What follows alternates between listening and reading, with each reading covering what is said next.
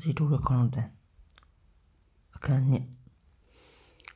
်ဆက်ရတာလေးဆက်တဲ့ကွာအခုအဲ့ဒါငါးစီရောက်လာပြီကွာဗျာဟုတ်လားကိုကြီး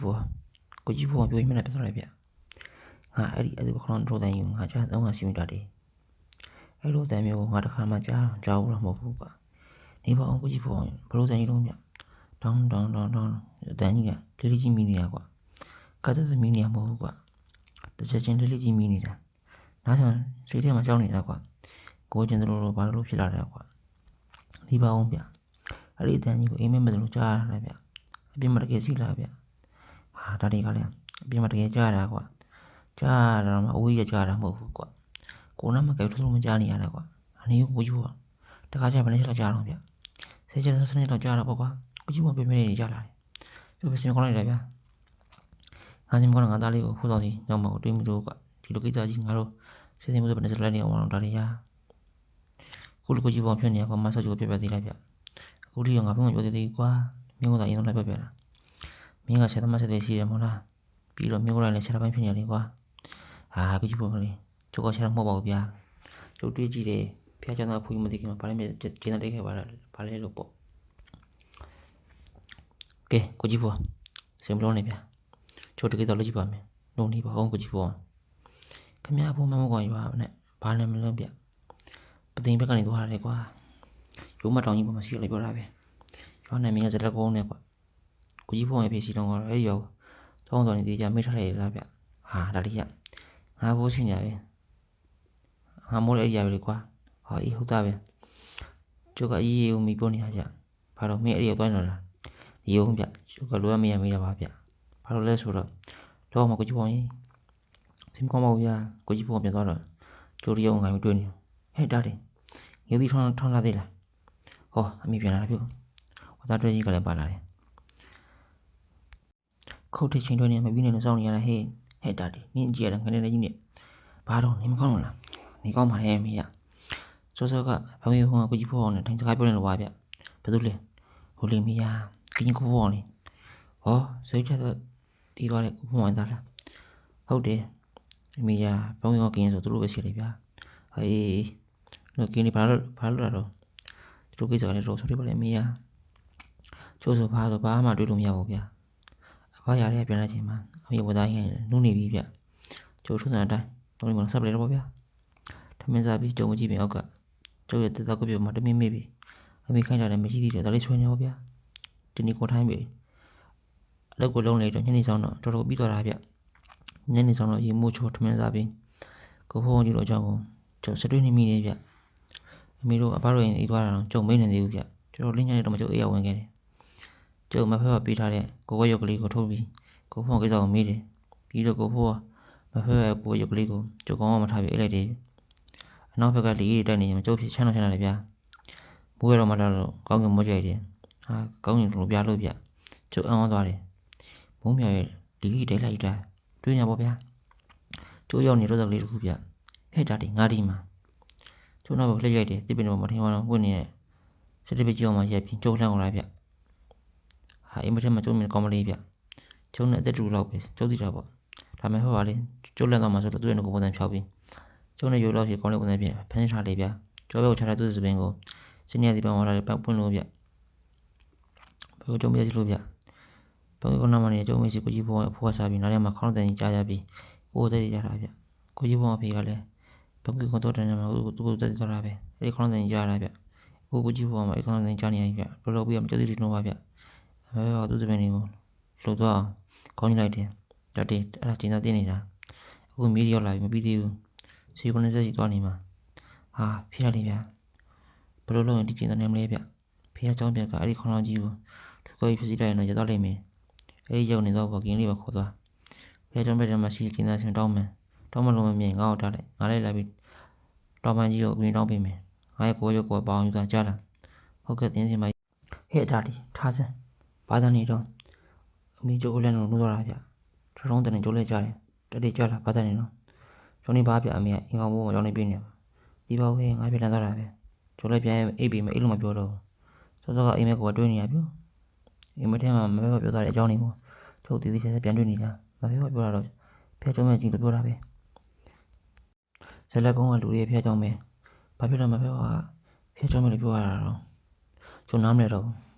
့နောက်တစ်နေ့မှပဲကျုပ်ဖောက်ကုန်းထွက်လာခဲ့တယ်ရွာတွေကကိုကြီးဘုံတို့အိမ်သွားတယ်အေးကြီးကကျုပ်မှတ်မိဘူးဗျကိုကြီးဘုံသားလေးစိုးဆောင်ဆိုတာငါနဲ့ချောင်းသားလေးဗျအသားဖြူလေးသူ့မိမဆိုးကြီးကအညာဆိုတာအသားမညောဘူးဗျအသားဖြူတယ်ဒီတော့လဲဘုဆောင်လေးအသားဖြူတော့ပေါ့ဗျကျုံနဲ့ကိုကြီးဘုံကဝိုင်းနေကတဲ့တော့ကိုပြင်မှာစကားပြောကြတယ်ပြောရဲရှုပ်ကနစတီလိုက်မဲ့အကြောင်းပြောရတော့ကိုကြီးဘုံတော်လေးလန်တော့တာဗျသူစိုးဘုဆောင်လေးကိုလှမ်းကြည့်နေတယ်ဒါတင်မင်းနဲ့ငါစတဲ့ကောင်ပြောကြမယ်ကွာအဲ့ဒီကောင်လိုက်ညှို့ထွေးပြင်မယ်တကယ်လို့ငွေပေးရမှဆိုရင်ငါဘာမှမတားတယ်ပြီးမှထွေးပြင်မယ်ခီးစိတ်တွေမိမစတဲ့ဘက်တော့မြင်ခဲ့နဲ့ငါလုံးလုံးယူခဲ့မယ်နောက်3ရက်ကြာတော့ကိုကြီးဘုံနဲ့ကျုံနဲ့ခီးစားရတယ်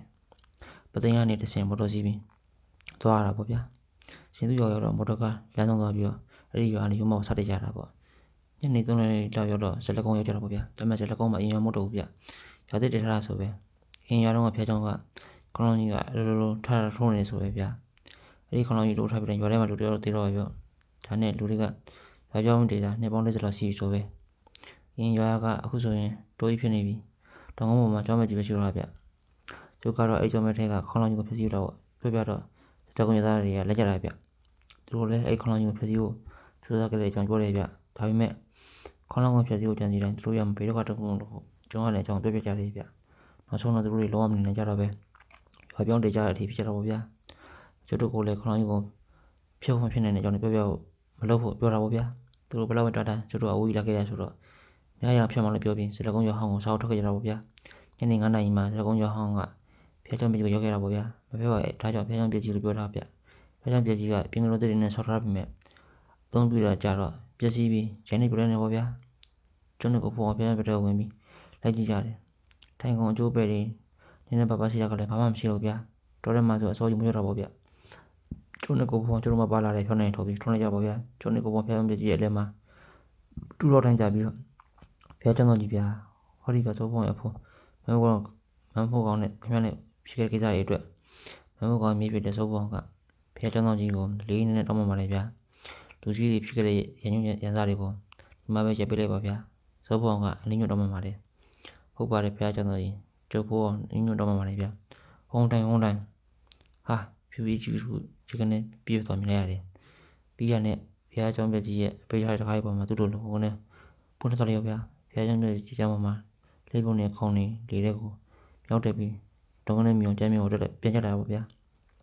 သွားပြီးကိုကြည့်ပေါ်ရင်ဘလုံးမတောင်းမလဲရဘူးပေါ့ဗျာတောင်းဟာခေါင်းလိုက်ထိုးပြီးသူတို့ကိုထော်ဗျာမလေးခေါင်းနေကတော့ဗျာကိုဖောကသူနားဘက်ကိုလက်နဲ့အုပ်ပြီးကျမ်းမြေမှာခေါင်းဆိုင်အော်နေရပြုတ်ကျော်ပြီးတသိန်းထားတာဗျာပြောပါနဲ့တော့ကျိုးချက်ချင်းပဲဖရဲ့ကိုရုပ်ကလေးကိုထုတ်လိုက်ပြီးတညချင်းမိုင်းပဲဖခင်ဗျကျိုးတို့ဖျက်ချောင်းပြည်ကြောင်နေပါပြီအခုဖျက်ချောင်းဆောင်ကြီးကိုတောင်းမနေရပါဘလုံးမတောင်းမလို့မရပဲဟိုနေ့ချင်းနေဗျာခေါင်းကြီးတင်ပြတော့ထုံးနေဗျာကိုကြီးဖုန်းနဲ့အော်နေပြီဖအမြင်ကြတော့ဗျာကျိုးလည်းမဟုတ်ချင်းပြင်းတော့ဗျာဖျက်ချောင်းကြီးတစ်ခုလုံးပြောင်းဆန်းနေရိုးမခေါင်းတိုင်းရဲ့မိနေပေါ့ဗျာခေါင်းတိုင်းကြောင်ခေါင်းတော်ကိုရတဲ့နေပေါ့ဗျာမတိုင်းထွက်လာပေါ့ဗျာကိုကြီးဖုန်းဒီတိုင်းစီမဆိုးလိုက်နဲ့ဒါတိုင်းထွက်လာပေါ့ဗျာဟာဒီခေါင်းကြီးချင်းမိုးလေးချင်းလာပြီပြုတ်ဟာဘာလဲဖြစ်ကုန်လဲမသိပါဘူးဗျာချက်ချင်းမိုးတဲ့မနေကြတာပြုတ်ဒီရတဲ့အတင်းနေတော့ဗျာဟာမိုးကြီးလေးကြပြုတ်သူတို့ထွန်းထားတဲ့ဖြောင်းနေရလဲငိမ့်ကုန်ပြီဖျားချောင်းတစ်ခုလုံးလည်းမှောက်သွားပြီဗျာဟောလေစီတုံးတောင်းနေတယ်ဗျာလေစီအရောင်ကြောင့်ဖျားချောင်းထဲမှာလေးကနေဖြစ်သွားမြင်ရတယ်ဗျာယူအေကြီးတစ်ခုကကိုဘောအောင်စက်ကြည့်နေရဗျာဟာကျိုးရှင်ပြေးပြီကျိုးလေထားတယ်ကျိုးလေထဲကစီးဝါးတွေအင်းနေအဆုံးပါလေးဗျာကိုဘောဆိုတော့ကလည်းမဟုတ်ဘူးဗျာဘိုးတန်ချောင်းအောင်မှတစီကြီးထွက်ခေါင်းတန်ကပြောသွားတယ်တစီကြီးတော်တော်ပြောတဲ့ပုံဗျာဝီတုံချင်းပလင်ကွင်းဆိုမိုးကြိုးဝပြသွားတာဗျာဟာခေါင်းလုံးကြီးကိုပြစ်လိုက်တယ်ပြောဟာဖျားချောင်းနဲ့တိုးဝင်လာလို့လိုင်းကြီးကလည်းဖြူအေးကြီးပါသွားပြီပြောဟာခေါင်းလုံးကြီးလေခေါင်းလုံးစီအောက်ကတမန်လေးပေါ်မှာကွဲကြပြီးပြစီနေရဗျဝင်းလုံးကနေလက်စီအောက်ကကျုံမဲတဲ့မြင်ကွင်းတွေပေါ့ဗျာကိုကြီးဘောခေါင်းလုံးကြီးမိုးကြိုးပြီးတော့ကွဲသွားပြီဗျာဟေးဟုတ်လားဒါလေးဟာဝမ်းသာလိုက်တာကွာဒါဆိုရင်ငါတို့ကျန်တိုင်းပြေးပေါ့ကွာဟုတ်တယ်ဗျာဟုတ်တယ်စောစောကလေးချက်စလိုက်တော့ဖြူအေးကြီးပါသွားပြီဗျဟေးဟုတ်လားမိမလေးလာဒါလေးမိလိုက်လေးကိုကြီးဘောရဲ့ကျုပ်သေးချာမိတာဟာဝမ်းသာလိုက်တာကွာလေးလက်တစ်ဖြည်းငိမ့်သွားပြီမိုးလေးဆွဲသွားပြီကျိုးတို့ငိမ့်သွားဖြောင်းနေပြန်ထုတ်လိုက်ကြတယ်ဖျက်ကြောင်းမကြီးကလည်းညီတဲ့နေပြီးတော့ကျိုးတို့နှစ်ယောက်ဖြောင်းနေပြီဒီရောက်တဲ့တိုင်းတမန်လင်းပေါ်မှာရာစီကွဲနေခေါင်းလောင်းကြီးကိုသွားကြည့်ကြတယ်ကိုကြီးဘောခေါင်းသေးလိုက်ဗျကြိုက်တော့တာတည်းရ ကျတို့နှစ်ယောက်လည်းတညလုံးတကားစီဖို့လေးဖွာရင်ဖျားကြောင်မြေတော့ထိုင်ရင်ဘုံလေးနဲ့ဆောင်းတော့ဗျာညစလုံးအိတ်ကိုမေးရတာဗျနောက်နေ့ကျတို့နှစ်ယောက်တောင်းဝပြန်ရှင်းလာတော့စတကုန်းရွာလူတွေကွမ်းစာအားကျွဲတယ်ဗျကျတို့နှစ်ယောက်ကမော်နဲ့ကြောက်ပြီးလီယောမိုးရောဘိုးကျိုးပြချတဲ့ဖျားကြောင်မြေကြီးတဲ့ခေါင်းလုံးကြီးကိုသွားတဲ့အကြောင်းပြောရတော့အားလုံးအောင်းနေရဗျညကဘလိုလိုလီမိုးကြမှာတော့ဒီကြောင်တွေခေါင်းကြီးမှလည်းပြောတာပြောပြန်အောင်းလိုက်တာဗျဒါဆိုရင်မော်နဲ့ကြပြီးမိုးရီရလေးအတိုင်းမိုးကျိုးပြတာတောင်းဝဖျားကြောင်ပြဝန်းကြီးထဲမှာဖြစ်သွားတာပေါ့ကျတို့မိရိုက်တယ်ဖျားဝါကျိုးပြောရတဲ့တိုင်းတောင်မကြီးနဲ့ကိုကူညီတက်တော့ရတာဆိုပဲကျုပ်တီရနားလဲသွားတော့ဗျာကျတို့နှစ်ယောက်ရောကိုပြန်ရောက်တော့ကိုကြီးဖောင်းကအမေသားတွေတော့ဝယ်ပြီးမဖောက်ကိုဇောပြလိုက်တယ်ဗျကျုပ်ပဲအလုံးလုပ်ပြရတာပေါ့ဗျာအဲ့ဒီကလေးကိုကြီးဖောင်းလည်းအတူပကလောင်တန်းကြီးကိုမကြရတာပေါ့ဗျာဒါကတော့ဒီခေါင်းကြီးရဲ့ဇာတိမှဖြစ်ပါတယ်